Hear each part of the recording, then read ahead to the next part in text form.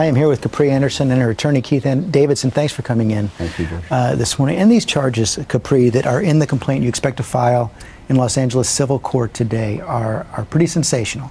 Assault, false imprisonment, that he grabbed you around the neck, threw a lamp at you, threatened to kill you.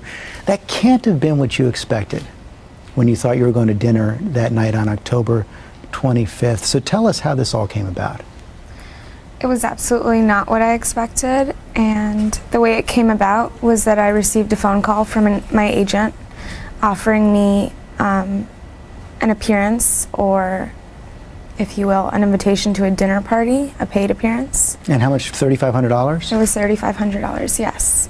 And I never expected that the night would unfold the way it did. But $3,500 to go to dinner, so you said yes to that, just dinner. Yes. And you went to Danielle, the restaurant here in New York. What happened at the dinner? At dinner was very nice. I met multiple people throughout the evening. Denise Richards came. I spent most of my evening speaking with her, but it was an eventful evening. But you say in the complaint that over the course of the evening, Mr. Sheen started to drink a lot, drink heavily, and his behavior became more and more louder. He definitely was growing more intense as the night grew and went on. You know, it's hard to say, being that it was my first time hanging out with him, if that was normal of his everyday behavior or not. Using racial slurs? He seemed like a very egotistical So what was person. he saying? You know, I'm not even really comfortable repeating some of the things that he said because they were that vulgar. But something that everybody would recognize as a racial slur. Definitely. And then he goes on and continues to get up, go to the bathroom, come back several different times. And meanwhile, you're talking to Denise Richards, and at one point she says, "I'm just leaving. I didn't, quote, realize it was going to be a party of floozies." Is that what she said? She said something along those lines. She was definitely a little bit taken back by the whole evening, I'm sure. I don't think she expected to arrive, and I don't think she expected to be eating amongst all of the guests that she was eating amongst. But after she left, you all decided to go back to the hotel room with Mr. Sheen. Initially, we had plans to possibly attend a club or go out for further drinks. There was a large group of people. However, towards the end of the evening, Rick asked me if I could simply please make sure... A friend of Charlie's. Yes, a friend of Charlie's. If I could simply please make sure that he gets up to his room and stays in there, because at this point he was fairly intoxicated. And then you get up to the room with him, and you say that at some point when you got back to the room, you heard him snorting something? Yes. What? I was sitting on the edge of a coffee table, and he was serving us both drinks, and he snorted something. I looked over. I can't tell you exactly what that might have been. There's many drugs that come in. It was a white powdery substance. It was a white powdery substance.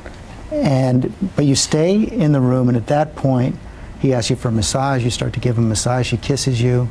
All this continues to go on, correct? Yes. There was a little bit of romance, if you will. There was mild, you know, in the moment, a lot happened, but... But you were okay with being there? I was there willingly, yes, initially. And then you say here in the complaint he took your dress off. Yes. It's still okay. What went wrong? When I became really uncomfortable was when he put his hands around my neck. But at that point, things began to very rapidly kind of fall apart and just really get out of hand. So that was really when things started to go wrong, and when I felt like I was no longer in a good situation and that I should try my best to leave or get out of there. I started to resist, and as soon as I did that, he let off of me. And I, as quickly as I could, got up and began to walk towards my purse, my dress, and my cellular phone. He started throwing things. He threw a lamp? He threw a lamp. That was the first thing he picked up. And he threw it across the room at me. And it was just... You also wrote he had a shiny object in his hand? You thought it was a knife? When he started throwing things, I became very shocked, scared, you know, so I knew at that point the best thing to do would be to try and get myself into a safe place.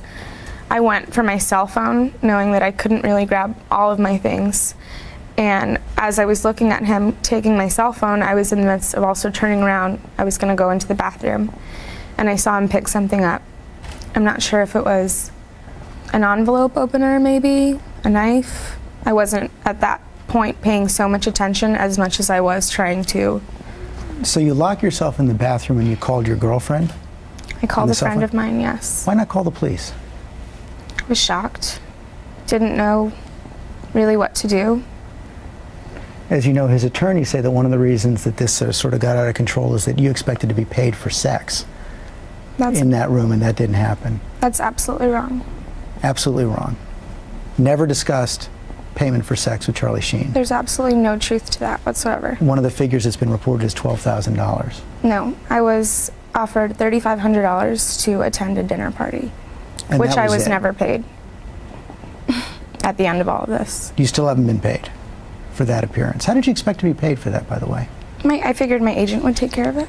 But if Mr. Sheen's attorney says that you expected to be paid for sex, you're saying that is absolutely untrue. That is absolutely untrue, yes. And George, if that were true, that would make Mr. Sheen nothing more than a John.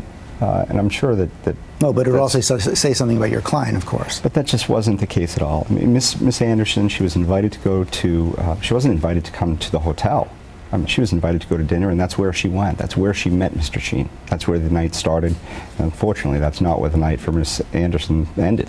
So you didn't call the police from the bathroom yet. Eventually, the police did get there after the hotel security guards came to the room as well. When the police came to you, as you said on your website there, you told them you were fine. In the moment, they were asking if I had any significant injuries, which I replied to, I was fine. I was very shaken up in that moment, but the majority of what I told them was that I just wanted to go home. But according to your report now, he had his hands around your neck, he threw a lamp at you, he threatened to kill you. You don't tell that to the police? I didn't speak to them much at all. I was very shaken up. I was crying. I was embarrassed that I was in my underwear when they came in initially. The first cop wasn't very nice. I found him to be very condescending. The second officer handed me a robe. It was just a very awkward moment. I was just relieved at that point that there was somebody else there and that I knew then I could go home. But now we're about a month later and you're filing this complaint in civil court. If Charlie Sheen did this all to you, why not go to the police now? Why not file a criminal complaint? Well, George, Miss Anderson, she's a victim of abuse at the hands of a very rich and powerful man. And if it's abuse, that's a crime. Go to the police. Tell them that. File a criminal charge. As a matter of fact, George, thank you for bringing that up. But one of the things that Miss Anderson, throughout this whole process and just the passage of time, she's going to the police today. She's filing a police report against Mr. Sheen today. Report. A criminal report today. So she's going to go to the NYPD and report the action. The process of coming here, speaking to you, the passage of time, hiring a lawyer, that's allowed her to be empowered. And now that the initial fear, don't forget, this is a man who is hurling hard objects, a man who is wielding a sharp metallic object in her direction, threatening to kill her.